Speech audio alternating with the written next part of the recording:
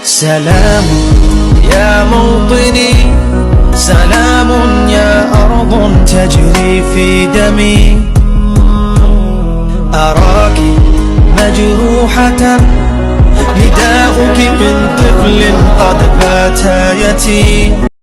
بسم الله الرحمن الرحيم. أركان إسلاما ميقا.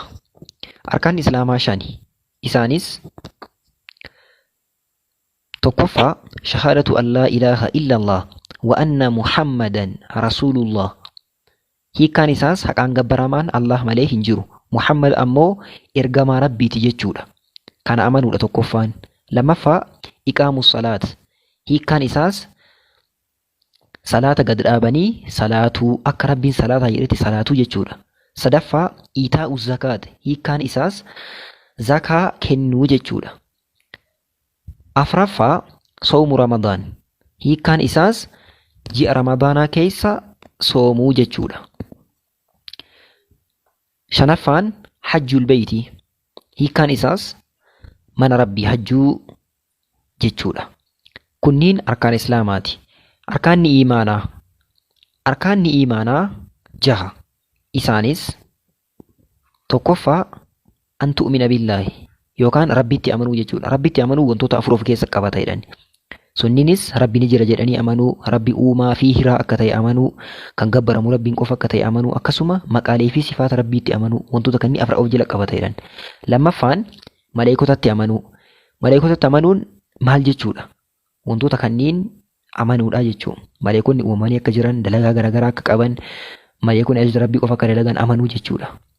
Sadaffaa kitaabotatti amanuu al-iimaanuu bil-kutub kan jedhamu.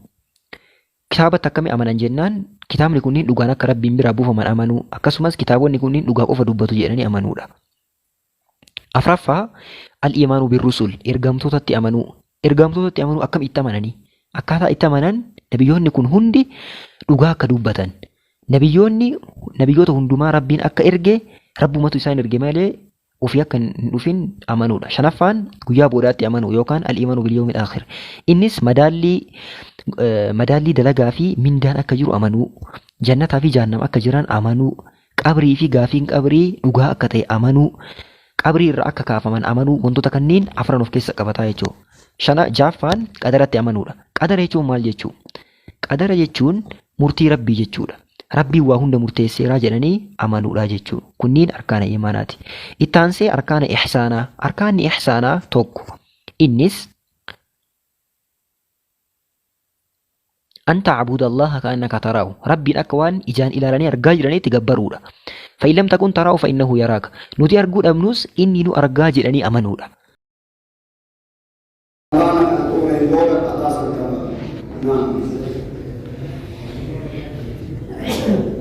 Namni tokko dhukkubsatee marfee waraanne marfee suphee balleessa moo balleessu? Namni tokko hakimii dhaqee dhukkubsate marfee waraananii soomni ni bada moo hin badu? Gaafiin gaafatan namni tokko yoo dhukkubsatee mana yaalaa dhaqee marfee waraana soomni jalaa bada marfee balleessu takkittii qofa. Boobsi waraanii taayifoodii ta'uu ooma fedhe marfee miliyoona jiran kan waraane marfeen balleessitu takkittii qofa. Marfee nyaataaf dhugaatii irraa bakka bu'u qofa balleessa. Marfee nyaataaf dhugaatii irraa bakka bu'u akka gosii ta'e yookaan marfee na ta'e yoo marfee nyaataaf dhugaatii irraa bakka bu'u hin ta'in marfeen aadii dhukkubbii dhukkubsan isii kennan sooma balleessa. Akkasumas dhiiga nama fuudhanii qoratu laaboraatooriitti dhiiga nama fuudhanii qoratu dhiigni sunillee sooma balleessa.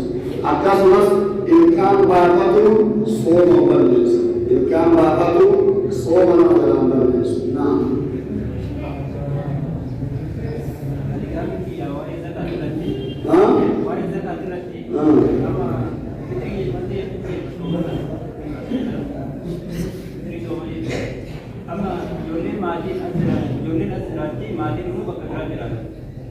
Ijoolleen asitti soomtii maatii isaan irraa baasa jechuudha. Ijoolleen taasisti soomtoota maatiin irraa baasa maatiin irraa baasu sun taa'amu. Gaafiin gaafatame fakkeenya ijoolleen yeroo hedduu maatiin ala jiraatanii sababaa barnoota fi sababaa hojiitiif ijoolleen as maatiin isii naannoo biraa jira. Maatiin ijoollee kanaa asitti namni tokko yoo بالغ عاقلة نمطق يوم ناخذ شيء ملتهي وواجبنا يوم الله نمطق ليرتهي شباب ليرتهي لربيته يسكت إلفا والقرب تشيء يوم كلام صافي وهو أخذ رقاصة يوم كما نماتي الرحيم باسا لكن مجرد المال نما أصبر وقلنا بسناتي بيه جاكي الرقاصة يوم قلنا كباتي وقلنا أسود في الرقابات ما تبين أجوات الرقابات يوم قلنا كباتي دندي متابع ما تبقى في جرانك قلنا نمو براجة الرقاصة وقلنا نعم